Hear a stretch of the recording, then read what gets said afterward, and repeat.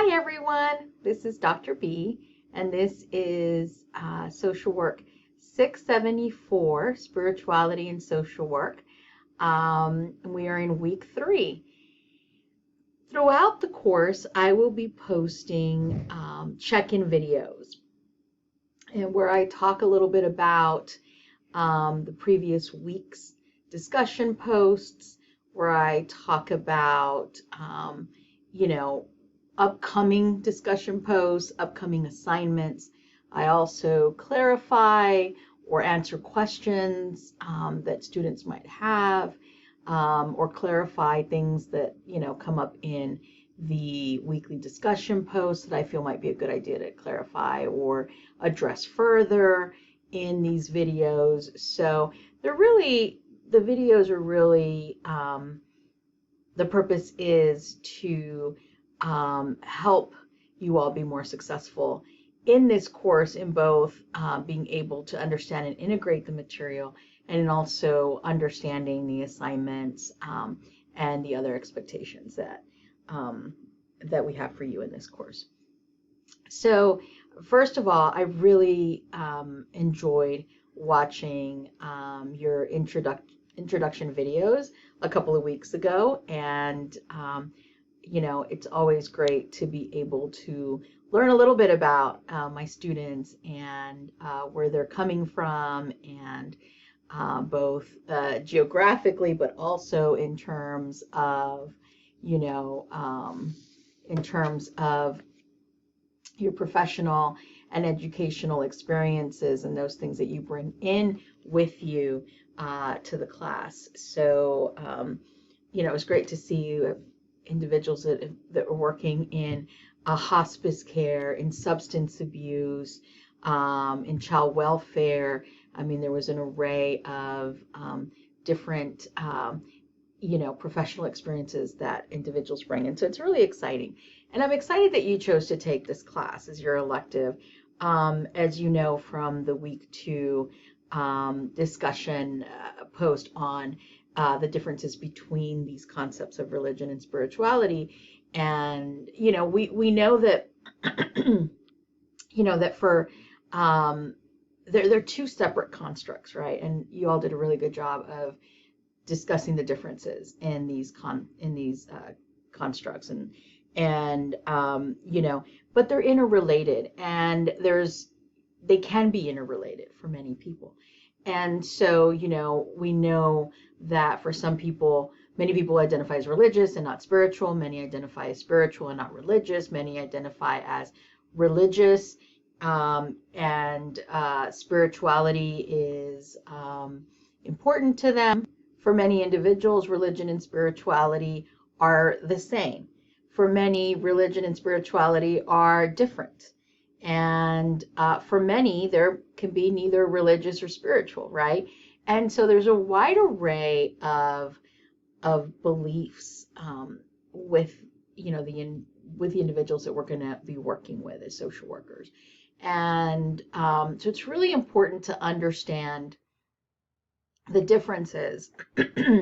And one of the things that one of your classmates, I think, did a really, Stephen, in his post in the week 2 discussion post on the differences between religion and spirituality, made a comment which I think was so true, that in order to, we have to understand the differences between religion and spirituality, and that they look different for different people. And that in order to be effective, in order to practice in a spiritually sensitive manner as social workers, that doesn't mean that we have to know everything there is to know about every single religion or spiritual tradition that's out there. It's just not feasible. And that's not so much what is important when we're working with clients, but rather that we are open to learning from our clients how they live out their own religious and or spiritual beliefs and practices. Because two people can identify as the same religion or the same spiritual tradition, but live out and experience those traditions very differently. And so it's really important that we don't have this idea that if somebody is of a particular faith, then they are the same and they practice their faith the same way that another person that identifies as the same faith. And so I thought that was a really great comment by Stephen. So I think it's really important that we, keep thinking about for ourselves as part of our own growth is, what does spirituality mean to me? What does religion mean to me? Am I spiritual? Am I religious? Am I both? Am I neither? And because self-awareness is so important in order for us to be able to work effectively with others, we have to understand ourselves, and that's a large part of it. And you don't have to be religious or spiritual or neither, or you can be both. You don't have to be any. You just have to understand who you are for yourself and what you believe. But you don't have to be religious in order to work with people that identify as religious. You don't have to identify as spiritual to work with people that identify as spiritual. Or you don't have to be atheist to work with individuals that identify as atheists. You can live authentically your own life and your own faith and your own religious and spiritual practices, beliefs and practices authentically, and still be a spiritually sensitive social work practitioner.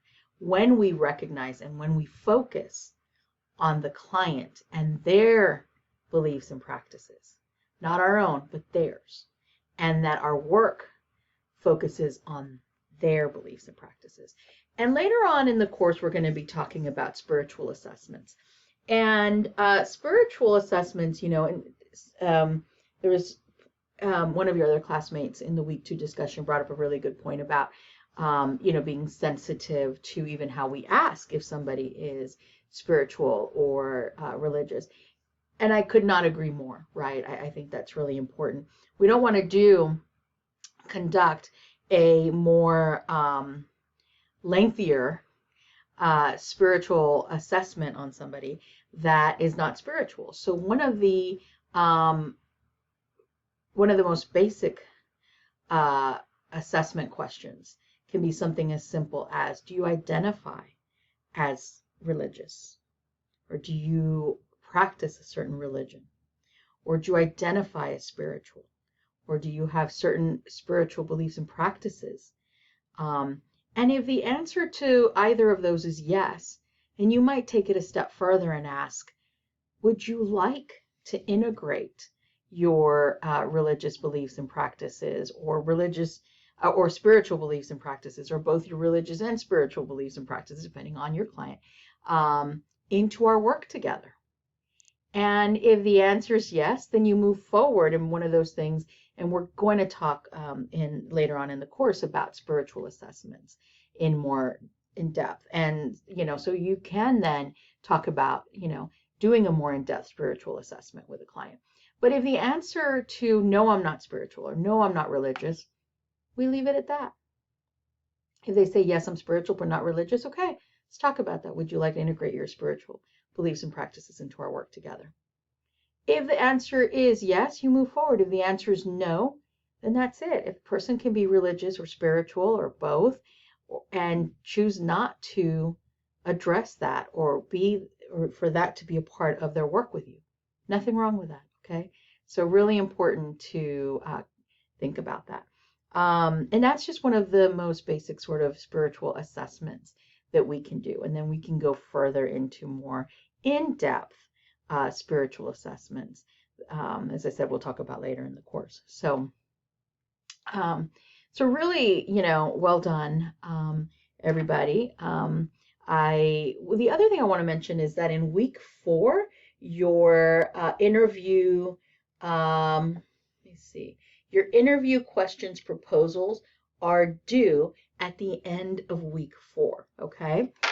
So the interview questions, you're proposing 5 interview questions for your interview presentation that is going to be due later on this semester, right?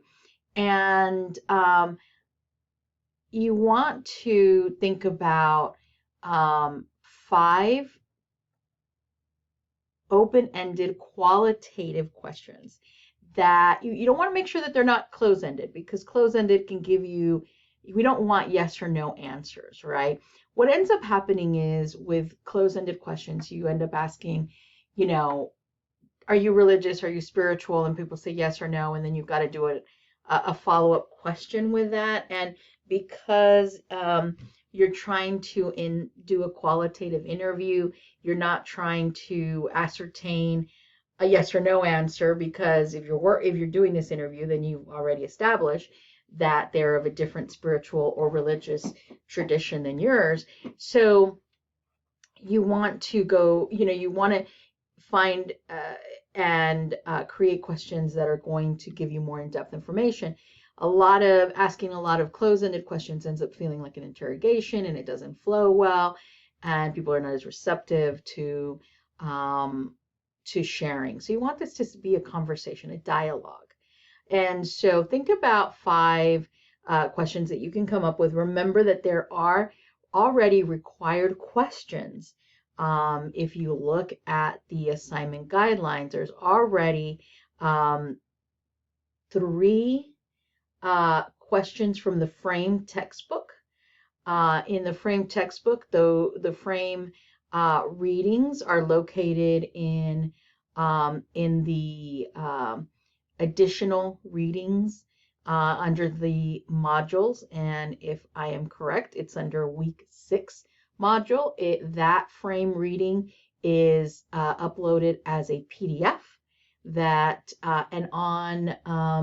and there's already 3 questions that you're required to ask. And if you look at the assignment guidelines, it already tells you what they are, how the individual would describe themselves in terms of their specific religious beliefs, spiritual path, or faith. That's one of the required questions. How the individual came to this place in their journey. That's the second required question. And the third required question is, what should social workers know about this group from your interviewee's perspective?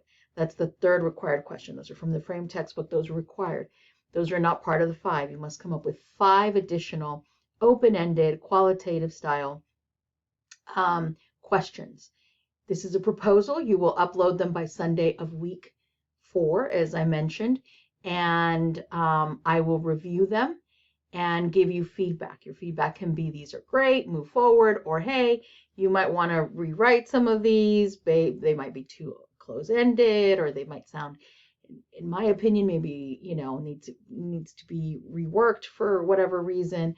But once you're done, move forward. Or you could get the response that you need to redo all of the questions or majority of the questions and resubmit them to me. Okay, so make sure to look at the assignment guidelines. They're up under and you look in the modules, you'll see all the assignments, as well as if you look under week 4, you'll see for week 4 assignment interview questions proposal, and it also gives you the link there to look at the specific guidelines for that. So remember, 5 that you must create on your own. 3 are already required. They're part of the Frame textbook, but they're also written here on and I've got 2 screens, so I'm looking at the other screen. I'm looking at the actual assignment in front of me, and those 3 are already posted on here. The 3 additional questions that must be asked. All right, so it was great chatting with you all. Do not hesitate to send an email if you all have any questions. All right, take care. Bye.